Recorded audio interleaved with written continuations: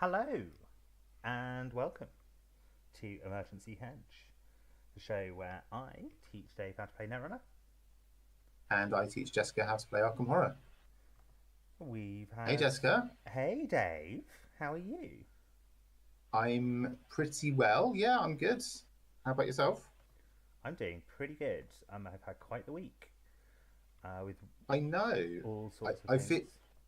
Mm, I feel our last stream started with a sort of story so far, and I think our Mm. this stream should probably start with a something similar, where we flash back to what you were saying on our last stream about worlds, and we do sort of kind of thing.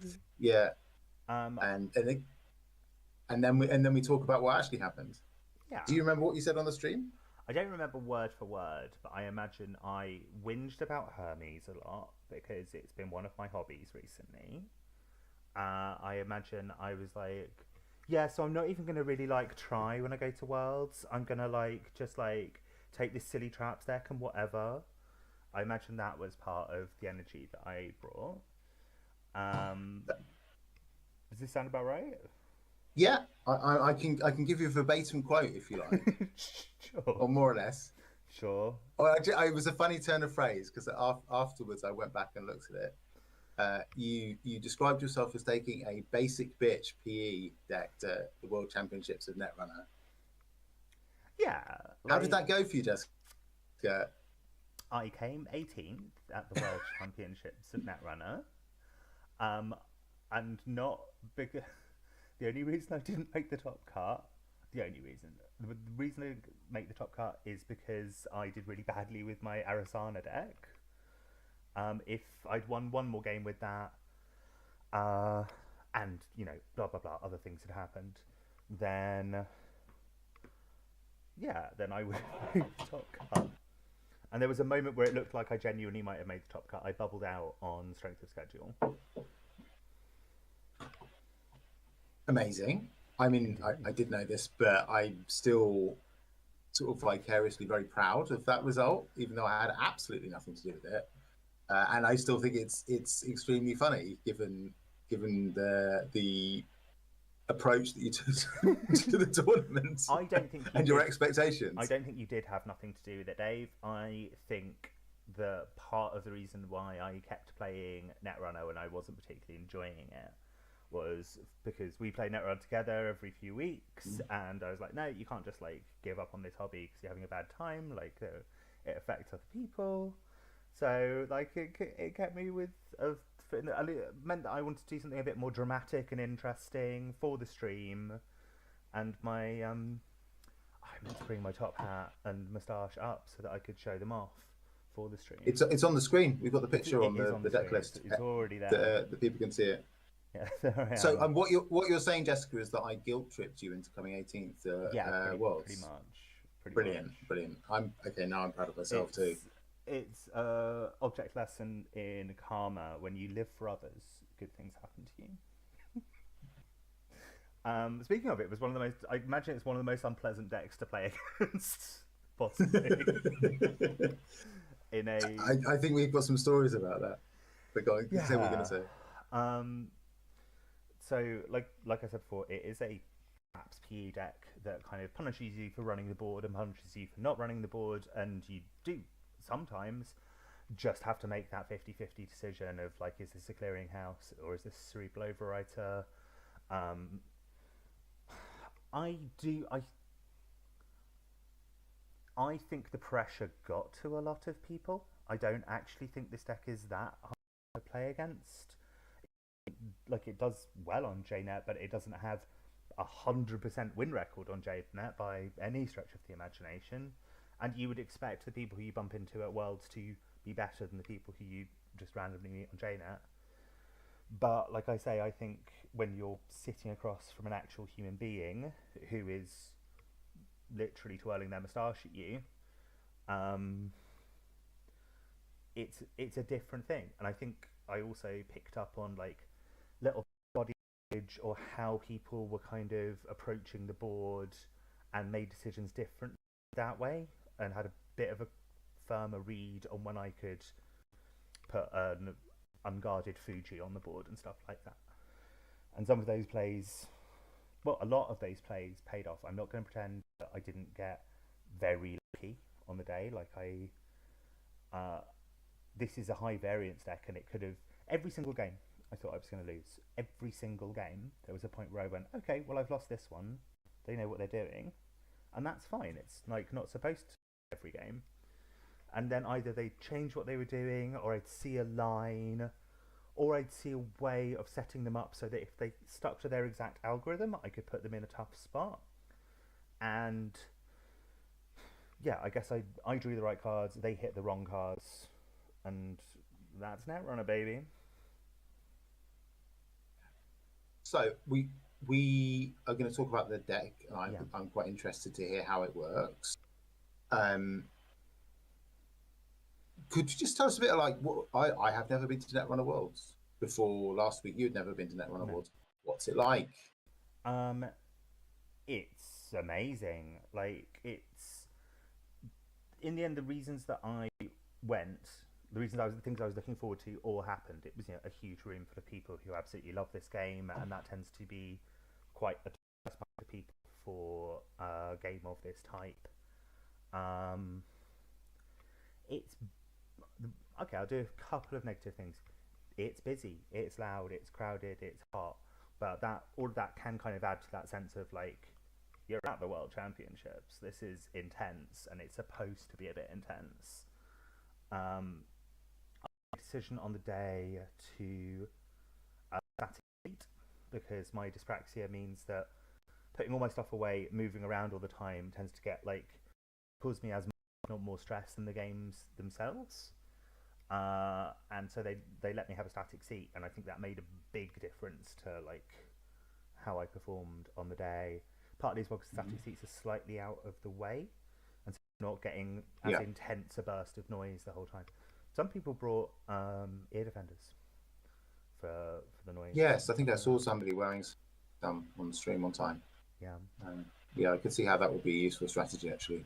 Like just kind of really tune out all of the hubbub. But I think, and so you were, as I think we've already said on this stream, and we've certainly mentioned before, you were a bit down on the game generally before you went, and so probably you played it cool. You didn't do anything wild while you were there to express your love for the game or anything like that. Well, I'm not a tattoo.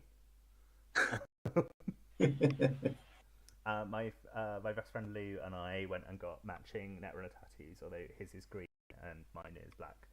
He's a Shaper player, and I'm, playing the field, not making any commitments, just like seeing which faction wants to eventually marry me. So our tech's just taken this moment, the big reveal, to cut out all the sounds, so I didn't hear any of that, which is a shame. I hope I'll catch it on the stream in a minute. Can you hear me all right? I can hear you absolutely fine, Dave. Yeah, okay, let me duck in and out, and let's see if that sorts it out.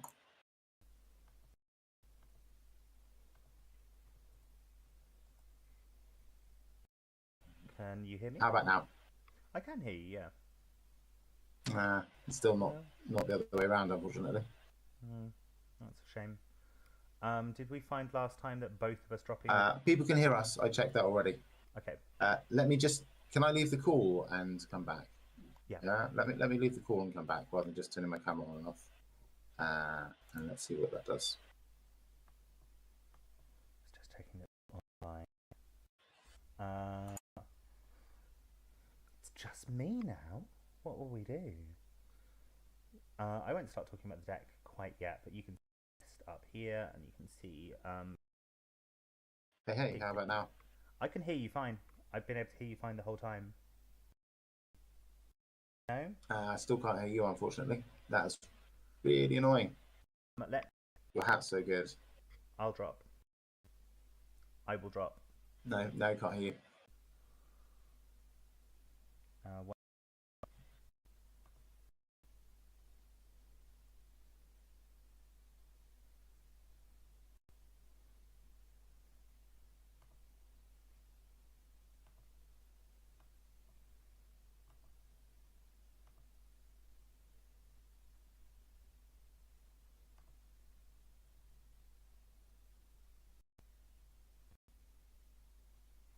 Hey Dave, can you hear me? Hi, Jessica. Yeah, I can hear you fine now. Cool. I'm going to have to do the bunch of little things that we had to do before to make it so you can see our video again.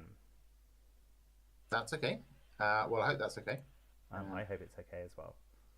We'll start with our I account. said there's some minor hiccups in sound, but it's still fine enough to understand you. Thanks, Dunge. I'm glad that's the case. But you couldn't hear me at all, right? No, you just went silent. I didn't get the opportunity to say cool tat. Well done for that. Was it? I think I saw on social media site that your several people in your meta got those tats. Is that right? Me? The only other person on the call? No. Have you just gone silent on me again? I've not. Oh, I don't know what to. Okay. I have a radical suggestion which might involve us like trying to route the audio through Zoom. Okay, let's do it. Yeah, should we try that? Yep. Give me a moment to set that up, and maybe you could talk about the deck a little bit, or more about your experiences. Yeah, just be a couple of minutes. Okay. So I will start talking about the deck while Dave's sorting out some Zoom for us that hopefully we will then be able to make everything work through. The deck is in some ways forward, in other ways like fiendishly complicated. It's a toolbox, like a lot of these sorts of decks are. You've got your traps, you've got your advanceable traps, you've got Cerebral Overwriter, and Urtica Cipher is a 3 of.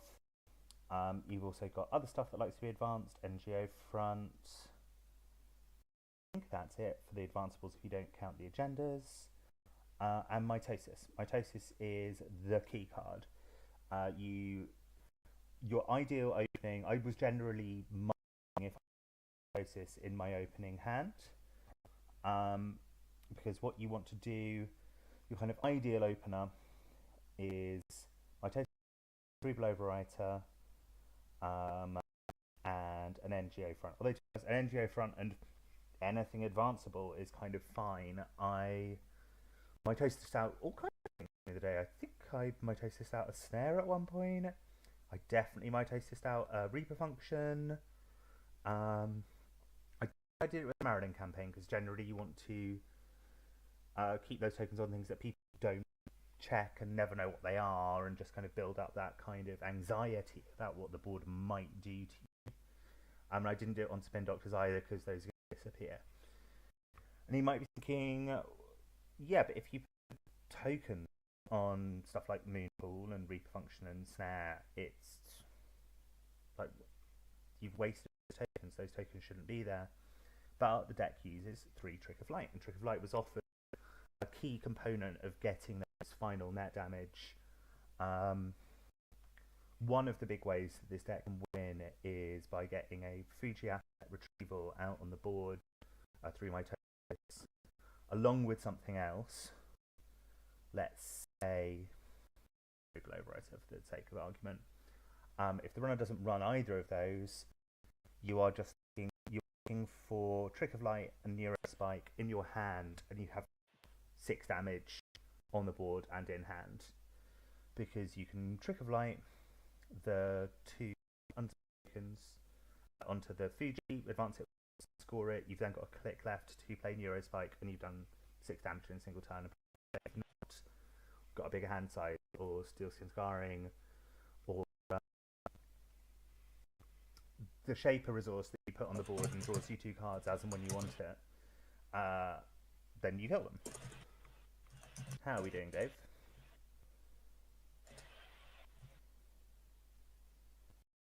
Hey, Jessica. Hey, Dave. Did you see I gave you a Zoom link? I can see it now. Let me go and grab it.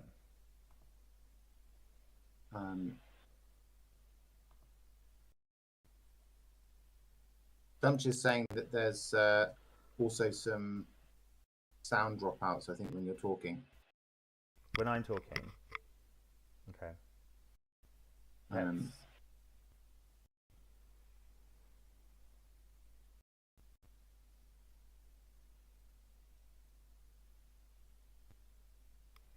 Let me just try.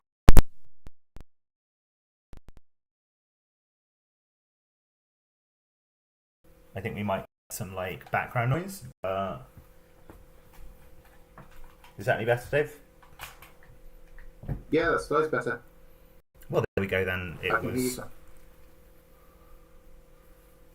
If we can both hear each other, yeah.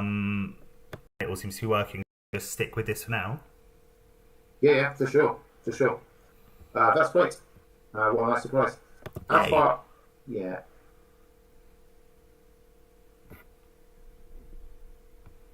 Every 2 words it cuts out for about a second. Dunch, if you wouldn't mind letting us know how we get on without the headset, let's cross our fingers. I would like that very much. How far have you got talking about the deck, Jessica?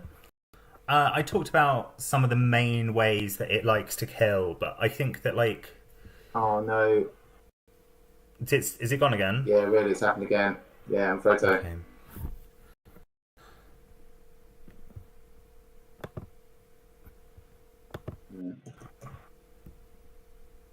I killed the Zoom call as well now. I got a bit overexcited. That is a shame. Let's restart that app again.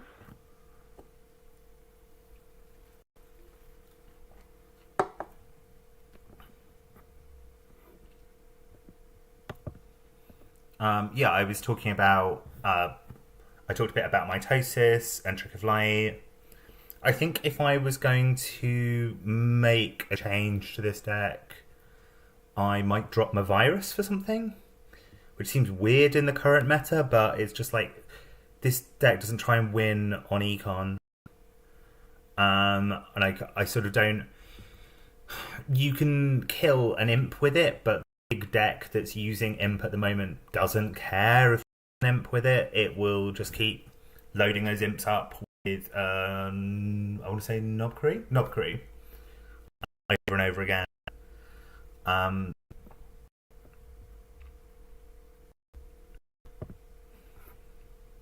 So yeah, I might drop my virus for another Moonpool, to be honest. Moonpool, I think Moonpool is a great card that I wasn't using for various reasons. I think I was just forgetting the option.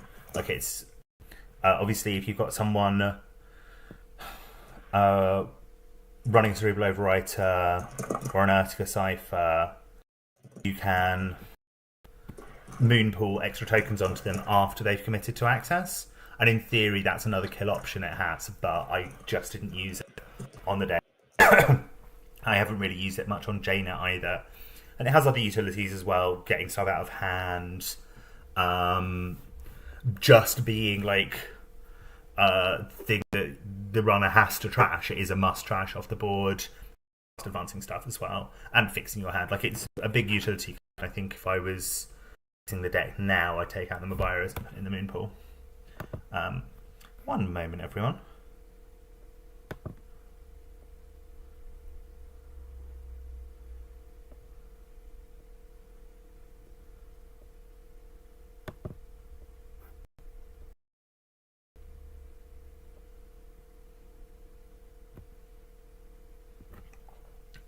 So I'm opening up.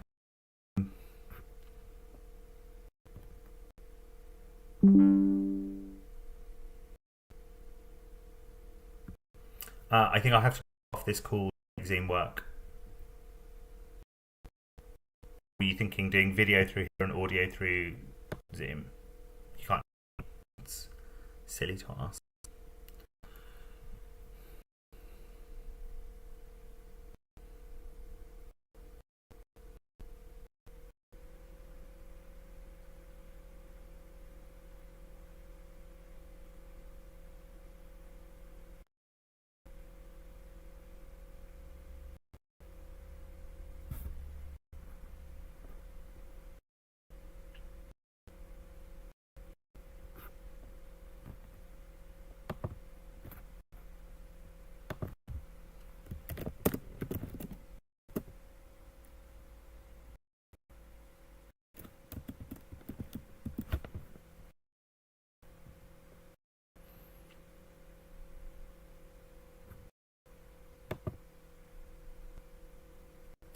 Hey Dave, can you hear me?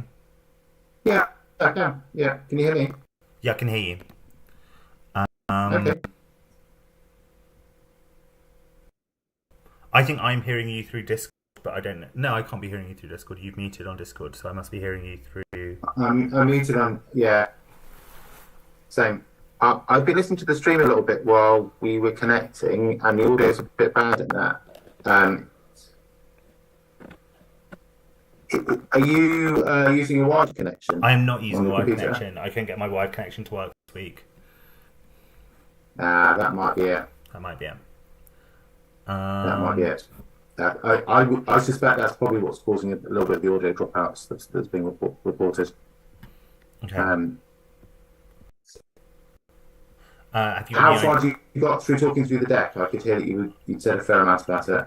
I talked quite a bit about the deck. Let's get it back up on screen. Do you have any questions about the deck?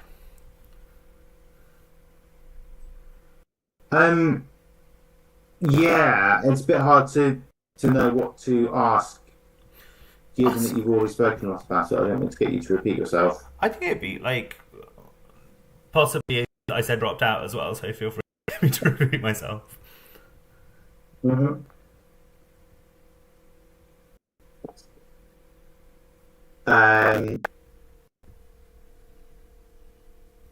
So you said 50-50 traps and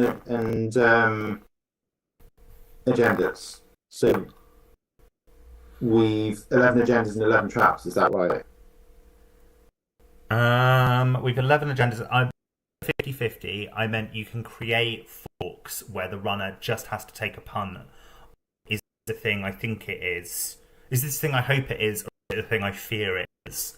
And if they get that wrong, they will lose. And what you do is you try and set up yeah, gotcha. Cerebral Overwriter or Clearing has one of these.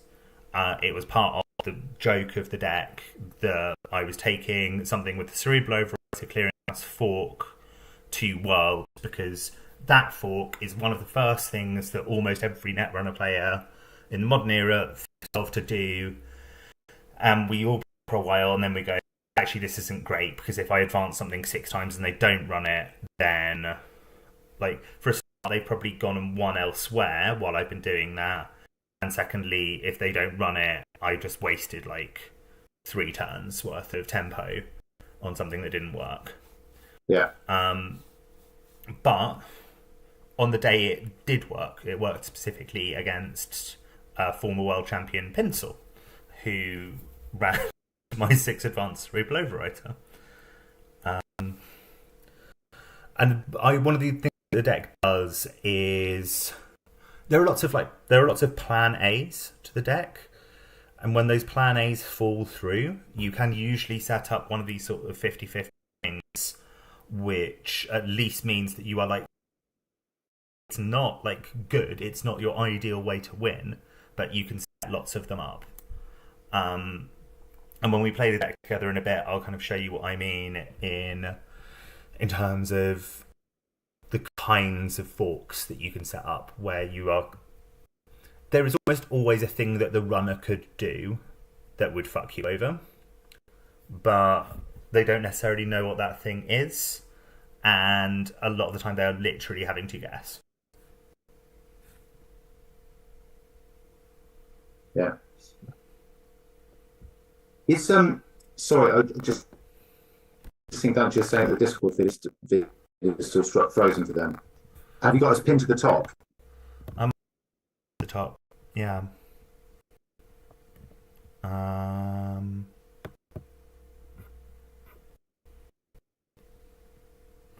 It should be moving around. I get myself moving on it.